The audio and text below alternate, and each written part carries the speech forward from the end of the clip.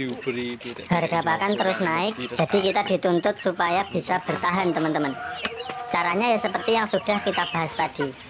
Telur dari ayam ras petelur itu kan pasti produksinya lebih banyak. Terus ukurannya juga biasanya lebih besar. Telur yang besar kemungkinan akan menghasilkan DOC yang besar juga.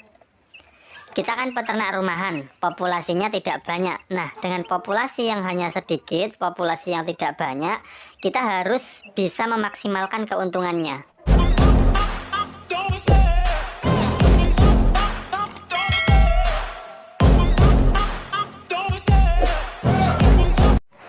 Selamat sore, selamat datang di channel Peternak Sultan.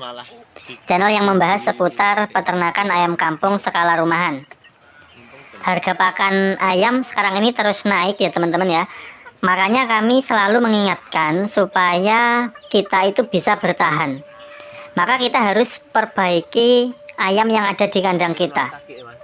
Tapi memang kadang itu masih banyak peternak pemula yang salah persepsi, salah paham. Mereka salah anggapan bahwa satu jenis ayam itu bisa dipakai untuk dua tujuan, atau biasa istilahnya itu dwiguna, yaitu diambil untuk induk ayam, untuk petelur, produksi telur, dan juga bisa untuk dijadikan ayam pedaging. Sebelum kita lanjut, bagi yang baru mampir di channel ini, silahkan subscribe channel Peternak Sultan, like video ini, kemudian tinggalkan komentar, dan jangan lupa untuk melihat kolom deskripsi. Oke, supaya produksi telur itu bisa maksimal, kemudian pertumbuhan untuk ayam pedaging itu nanti juga maksimal, sebaiknya kita ternak ayam itu dibagi menjadi dua galur, teman-teman. Dibagi menjadi galur jantan dan galur betina. Jadi galur betina itu khusus fokus hanya diambil telurnya saja. Sebagai contoh, galur betinanya pakai ayam petelur seperti ayam Isabron, Lohman, White Leghorn, dan sebagainya. Kemudian jantannya kita bisa ambil dari ayam bangkok atau ayam pelung. Karena sudah disilangkan antara ayam petelur dengan ayam bangkok ataupun dengan ayam pelung, nanti karakteristik anak-anaknya itu akan mirip-mirip dengan jantannya, mirip-mirip dengan bangkok ataupun dengan pelung. Nah, inilah yang dinamakan perkawinan dua galur.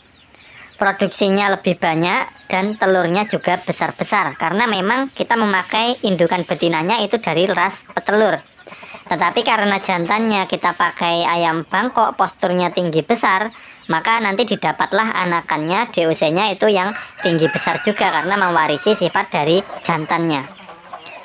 Jadi untuk galur betina itu kita harus buat sekencang mungkin produksi telurnya. Lalu galur jantan ya tentunya dengan karakteristik yang sesuai, yaitu posturnya tinggi besar, kemudian pertumbuhannya juga cepat besar. Sebenarnya ayam ras petelur itu pertumbuhannya juga cepat, teman-teman. Ayam pejantan atau ayam petelur yang kelaminnya jantan itu diberi pakan full pur, paling umur 50-an hari itu bobotnya sudah bisa tembus 8 ons, 9 ons. Tapi kami sarankan tetap teman-teman silangkan dengan ayam yang mempunyai darah genetik ayam kampung seperti ayam bangkok ataupun ayam pelung. Karena karakteristik ayam tipe petelur itu kan bulunya tebal-tebal, badannya bulat-bulat, terus kakinya pendek.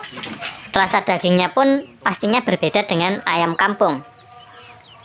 Makanya kita silangkan dengan galur jantan pakai bangkok ataupun pakai pelung. Supaya apa? Supaya nanti anakannya itu didapat posturnya tinggi besar, bulunya juga lebih tipis, tidak terlalu tebal. Kakinya nanti juga lebih tinggi, dan yang terpenting adalah rasa dagingnya. Rasa dagingnya juga akan seperti ayam kampung. Jadi walaupun hasil persilangan, tetapi karakternya tetap seperti ayam kampung. Bedanya hanya lebih cepat besar, udah itu saja. Dari saat menetas saja, nanti kalau kita pakai indukan ayam petelur itu baru menetas itu DOC-nya sudah berbeda, teman-teman. DOC-nya ukurannya dari telur aja ukurannya kan sudah berbeda juga. Telurnya lebih besar, maka DOC yang dihasilkan juga pastinya akan lebih besar. Bisa dibandingkan dan juga dinilai sendiri. Kalau ada telur yang besar, misal dari telurnya ayam ras petelur, kemudian ada telur yang kecil dari telurnya ayam kampung, kira-kira nanti kalau menetas DOC yang dihasilkan sama atau berbeda. Tentu saja pasti berbeda. Telur yang besar akan menghasilkan DOC yang lebih besar. Ketika baru menetas saja sudah DOC-nya besar, maka kemungkinan nanti pertumbuhannya juga akan lebih cepat. Panennya lebih cepat karena kita mencuri stok duluan. Ayam kampung asli ketika baru menetas umur 1 hari beratnya paling kisaran 25 gram. Sedangkan ayam persilangan yang memakai indukan ayam petelur itu baru menetas beratnya sudah bisa mencapai 40 gram, bahkan lebih. Hampir 2 kali lipat teman-teman. Ayam kampung 25 gram, ayam petelur 40 gram hasil DOC-nya. Makanya panennya nanti juga 2 kali lipat lebih cepat. Ayam kampung asli biasa dipanen usia 4-5 bulan, sedangkan ayam kampung persilangan bisa dipanen usia 2-3 bulan saja. Mungkin masih ada yang mempertanyakan bagaimana rasa dagingnya. Jangan-jangan tidak sama persis dengan ayam kampung asli.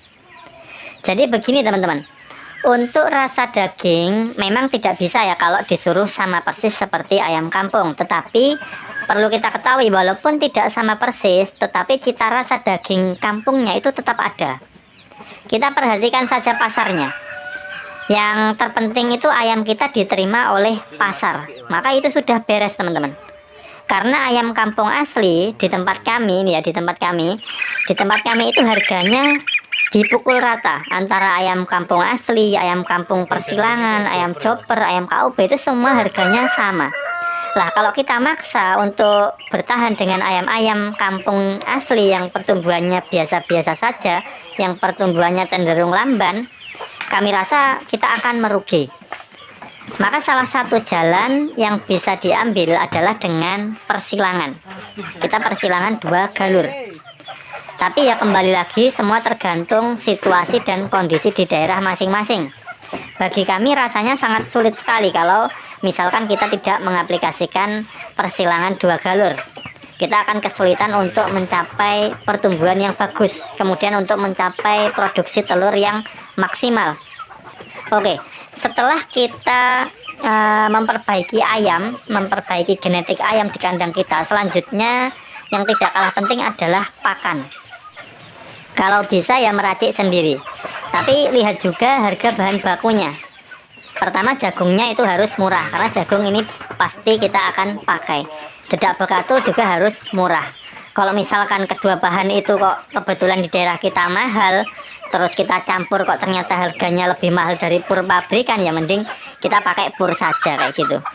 Oke, kita pakai jagung, pakai dedak bekatul, kemudian campur lagi dengan yang namanya pakan-pakan alternatif teman-teman, seperti azolla, magot dan lain sebagainya. Tujuannya untuk menekan biaya pakan. Makanya tadi kita bilang harganya harus yang murah.